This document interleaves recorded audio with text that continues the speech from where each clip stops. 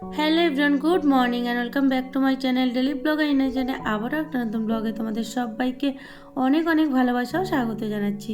আশা করছি তোমরা সবাই খুব ভালো আছো, আমরাও ভালো আছি। তো এই ব্লগটা তোমাদের সাথে শেয়ার করছি পুরীতে থাকাকালীন আমাদের লাস্ট সাইট সিনে বেরোনোর ব্লগ।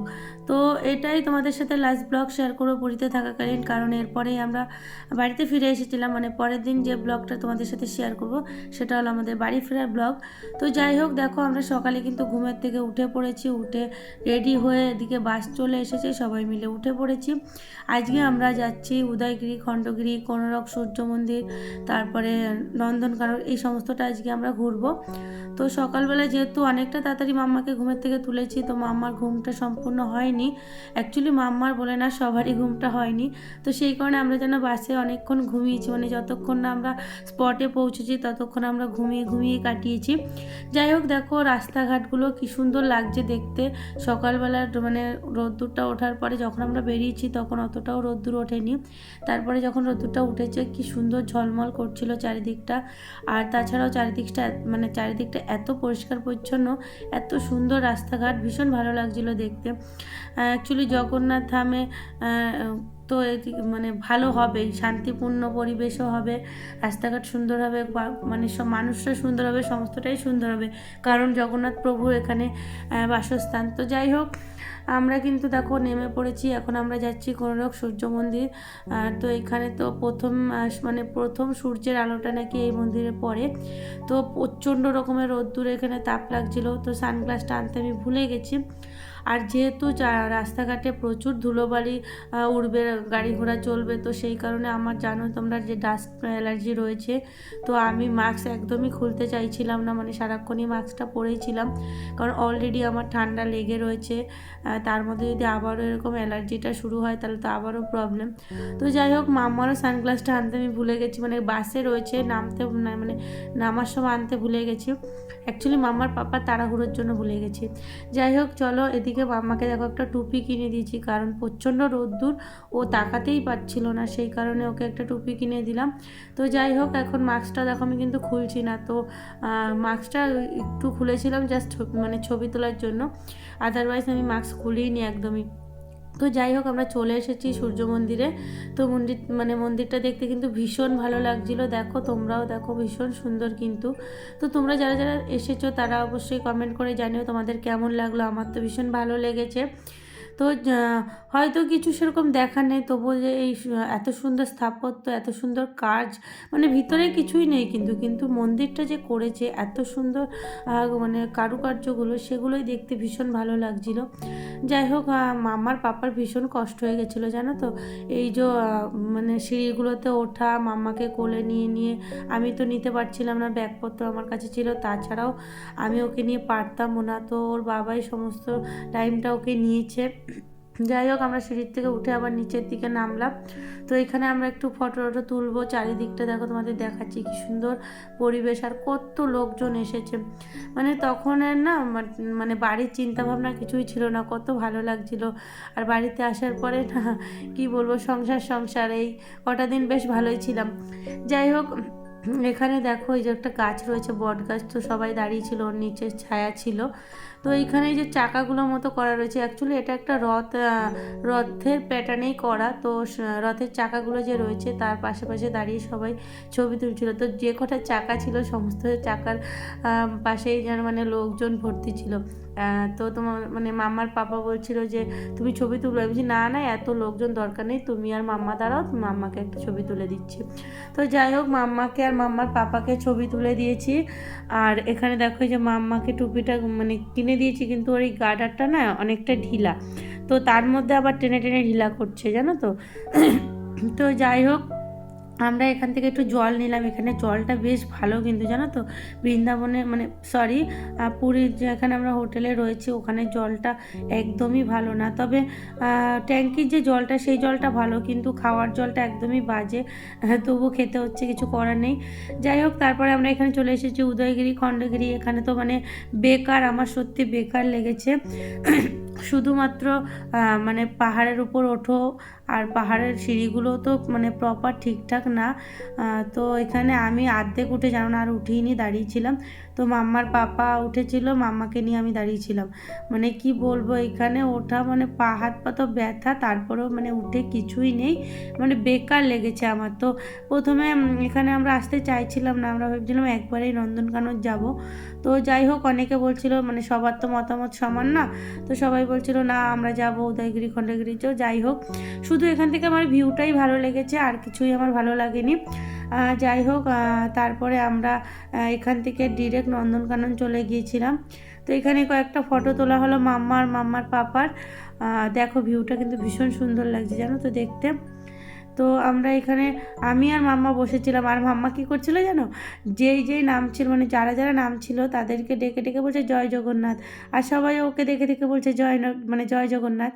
যাই হোক, চলো আমরা নন্দনকাননে পৌঁছেও গেছি। দেখো এখান থেকে এখন টিকিট কাটা হবে, তারপরে আমরা ভিতরে যাব।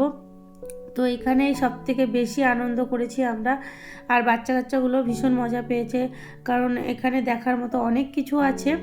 তো আমরা ফাইনালি ঢুকে গেছি নন্দনকাননের ভিতরে।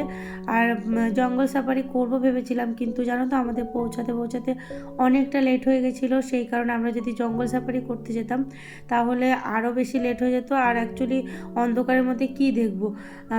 অ্যাকচুয়ালি মানে দেরিটা হয়ে গেছে উদয়গিরি খণ্ডগিরি, ওখানে ওটা যদি না যেতাম না তাহলে সব থেকে ভালো হতো। তো এখানে আমরা একটা গাড়ি করে নিয়েছি, আর একটা গাইড থাকে, তাদেরকে নিয়ে মানে অ্যাপয়েন্ট করেছিলাম আমরা, কারণ ওই টাইমে আমরা যদি একা ঘুরতে যাই তাহলে কিছুই ঠিকঠাক দেখতে পারবো না। তো সেই কারণেই একজন গাইড আমাদের সমস্ত কিছু ঘুরিয়ে দেখিয়েছে। তো দেখো আমরা চলে এসেছি এখানে সমস্ত পশু পাখিগুলোকে দেখতে, ভীষণ ভালো লাগছিলো জানো তো। তো প্রথমে ঢুকে এই যে একটা হনুমান না বাঁদর কিছু একটা হবে, আমি ঠিক তফাৎটা বুঝি না হনুমান আর বাঁদরের মধ্যে। তোমরা যদি কেউ জানো তাহলে অবশ্যই কমেন্ট করে জানিও যে হনুমান কাদের বলে আর বাঁদর কাদের বলে। যাই হোক, তো এটাকে আবার বলছিল নাকি নামও আছে অনেক ধরনের, তো নামগুলো আমি ভুলে গেছি। ওদের আবার চুল দাড়ি সুন্দর করে মানে কাটিং করেছে জানো তো। তো এখানে আমরা এই যে দেখছিলাম গরিলা, তো গরিলাগুলোকে দেখছিলাম, এত ছোট ছোট লাগছিল। তো মানে আমরা আবার জিজ্ঞাসা করছিলাম এত ছোট ছোট কেন, আমরা তো টিভিতে মানে মুভিতে যখন দেখি তখন দেখি কত বড় বড়, তো এগুলো এত ছোট কেন, বলছে এগুলো বাচ্চা সেই জন্য। তো যাই হোক, চলো আমরা এটা দেখে এখন যাচ্ছি ও সাপ দেখতে, ওদিকে আবার মানে সাপ রয়েছে সেগুলো দেখবো। আর চারিপাশটা ভীষণ সুন্দর জানো তো, মানে পরিষ্কার পরিচ্ছন্ন এরকম, মানে দেখলে কী বলবো, ওটা জঙ্গলের মধ্যে তবু এত সুন্দর পরিষ্কার পরিচ্ছন্ন, মানে সত্যি দেখলে মনে হয় যে রোজ দিন এরা পরিষ্কার করে। যাই হোক, আমরা এখন যাচ্ছি সাপ দেখতে। আমাদের বলছে যে সাপের ওইটা নাকি বন্ধ হয়ে যাবে, মানে একটা টাইম আছে তো, 6টা 6:30 এরকম সময় বন্ধ হয়ে যায়। দুটো গিরগিটি, তো দেখো কিছু মানে কালারগুলো দেখেছো গিরগিটির। আর এই দেখো সব থেকে ভয়ানক জিনিস, আমি কিন্তু সব থেকে ভীষণ ভয় পাই এই জিনিসটা, এটা নাকি ইয়েলো অ্যানাকোন্ডা। তো নন্দনকাননে গিয়ে আমরা সব থেকে বেশি যে জিনিসটা দেখেছি সেটা হলো কুমির, মানে এদিক ওদিকে চারিপাশে যেখানেই যাচ্ছি একটা করে কুমির দেখতে পাচ্ছি। তো মানে দেখে মনে হচ্ছে জানো তো মরার মতো পড়ে রয়েছে। তো আমরা আবার বলছিলাম দেখো কুমিরগুলোকে দেখে মনে হচ্ছে পুরো মরার মতো মানে পড়ে রয়েছে। তো সবাই এরকম ইয়ার্কি মারছে, তাহলে পকেটে ভরে নিয়ে চলো এরকম করছিল জানো তো। তো দেখো তারপরে এখানে এই যে সাপ, ওরে বাবারে আমার এখনই গায়ে কাটা দিচ্ছে, আমি না ভীষণ ভয় পাই সাপটাকে, মানে সাপ জিনিসটাকে ভীষণ ভয় পাই। তো এখানে এই যে পাইথন, তারপরে নাকি অজগর, এগুলো সমস্তটা ছিল সব সাপের নাম, তো আমি জানি না, ওখানে সাইনবোর্ড করা ছিল, তো সেগুলো দেখে দেখে মানে যতটা জেনেছি, তবে সবটা এখনও মনে নেই। যাই হোক দেখছিলাম, আমার তো ভীষণ ভয় লাগছিলো, এখনও আমি দেখছি মনে হচ্ছে আমার গায়ে কাটা দিচ্ছে, মানে ভয়েস ওভার দিচ্ছি, এখন আমার দেখে ভয় লাগছে। তো এই দেখো জিরাফ, মাম্মাকে দেখাচ্ছিলাম, মাম্মা দেখ জিরাফ।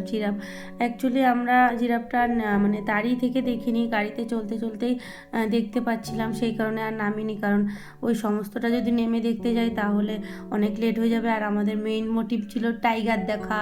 তো দেখো ফাইনালি আমরা দেখতে পেলাম, মানে ভীষণ এক্সাইটেড ছিলাম, সবাই তো ভীষণ খুশি। তো দেখো কিভাবে আসছে, তোমার মানে ভাবা যায় যে মানে টাইগার এরকম মানে একটা জিনিস এরকমভাবে ছেড়ে দেওয়া রয়েছে, আর সামনের থেকে এরকম হাঁটছে। বেশি ডিস্টেন্সও ছিল না আমাদের, মানে পাঁচিলের এপার আর ওপার। মানে কি বলবো, ভীষণ ভয়ও লাগছিল আর ভীষণ আনন্দও লাগছিল দেখতে। মাম্মাকে তো বলছি, মাম্মা দেখ টাইগার টাইগার। মাম্মা তো সবসময় দেখো ফোনে দেখেছে, তারপরে বইতে দেখেছে, এরকম রিয়েলভাবে তো আমরাও দেখিনি, মাম্মাও দেখিনি। তো এটাই ছিল আমাদের সবথেকে বড় পাওনা। এটা দেখে তো সবাই ভীষণ খুশি, বলছে সার্থক হয়ে গেল, যার জন্য এসেছিলাম সেই জিনিসটা দেখতে পেলাম। তবে সিংহটা দেখতে পারিনি, বেরোচ্ছিল না, মানে ভিতরে নাকি ঢুকেছিল গর্তে, মানে বলছে শীতের সময় ওরা অতটা বেরোয় না, সেই কারণে আমরা দেখতে পাইনি। তবে বাঘ দেখতে পেয়ে মনটা শান্তি হয়ে গেছে। তো দেখতে পাচ্ছ কিভাবে চলছে, মানে দেখলেও মনে হয় যেন এ ভাবা যায় যে জঙ্গলে শিকার করে এগুলো, মানে যার হাত থেকে মানুষ বাঁচার জন্য মানে কি বলবো, যদি তার কবলে পড়ে তাহলে তার জীবন শেষ। সেই জিনিসটা আমরা দাঁড়িয়ে থেকে দেখছি, মানে গায়ে কাটা দেওয়ার মতো। তো যাই হোক, দেখো তোমরাও দেখো, এটাকে জাস্ট এনজয় করো, এত সুন্দর লাগছে, এখানে আর কিছু বলার নেই, ভাষা নেই কোনো, জানো তো। আর আসছে বাঘগুলো, এসে এসে একটু পোজ দিয়ে চলে যাচ্ছে, জানো তো। আর ভালো লাগছে আমাদেরও, কারণ দেখা দিয়ে চলে যাচ্ছে। এগুলো কি ট্রেনিং দেওয়া নাকি কি জানি, এরকম করে বারবার আমরা যাচ্ছি, আমাদের সামনে এসে ঘুরে ঘুরে চলে যাচ্ছে। তো তারপরে এখানে চলে এসেছি, এখানে দেখো আমরা দেখতে এসেছি ময়ূর আছে অনেকগুলো, এগুলো মানে ছেড়ে দেওয়া রয়েছে, দেখো কি সুন্দর। আর কিছু জায়গায় দেখেছিলাম ময়ূরগুলোকে আবার খাঁচার মধ্যে করে রেখেছে, তবে এখানে এগুলো দেখি মানে ছেড়ে দেওয়া। বেশ ভালো লাগছে, ওদেরও আনন্দ, আমাদেরও দেখে ভালো লাগছে, কারণ কেউ খাঁচায় বন্দি হতে চায় না, তাই না। তো তারপরে এখানে দেখো হাতি রয়েছে দুখানা।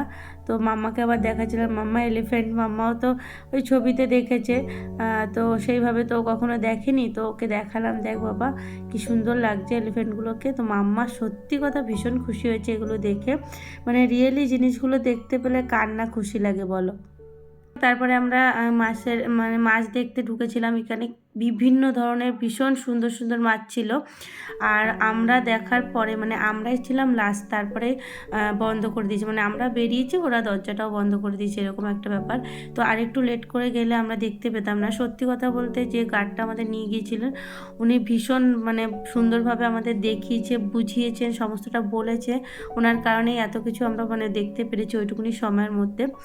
যাই হোক, চলো ভিডিওটা তাহলে আজকে এখানেই শেষ করছি। ভিডিওটা তোমাদের কেমন লাগলো অবশ্যই কিন্তু কমেন্ট করে জানিও, আর ভিডিওটা ভালো লাগলে অবশ্যই একটা লাইক করে দিও, আর নতুন বন্ধুরা তোমরা প্লিজ আমার চ্যানেলটা সাবস্ক্রাইব করে দিও। তো চলো আজকের মতো টাটা, সবাই সুস্থ থেকো, ভালো থেকো, আবারও চলে আসবো তোমাদের সাথে নতুন একটা ব্লগ নিয়ে।